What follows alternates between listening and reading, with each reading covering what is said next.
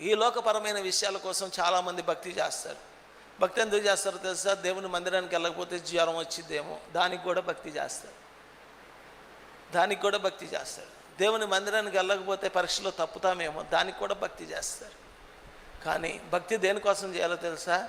యేసు కోసం చేస్తే జ్వరము రాదు, వ్యాధులు రావు, రోగాలు లేవు, అపజయాలు కలగవు. ఆయన ఉండి అన్ని పోరాటాల్లో జయం నీకు అనుగ్రహించును గాక. ఆయన నీతో ఉంటే నీ జీవితం అంతా, బ్రతుకు కాలం అంతా సంపూర్ణమైన సంతోషాన్ని అనుభవించుదు గాక. ఆయన మనతో ఉంటే సంపూర్ణమైన సంతోషం, ఆయన మనతో ఉంటే నిత్య సుఖాలు, ఆయన మనతో ఉంటే మన జీవితం తృప్తికరంగా సంతృప్తికరంగా ఉంటుంది. అట్టి ధన్యత దేవుడు మనందరికీ దయచేయును గాక.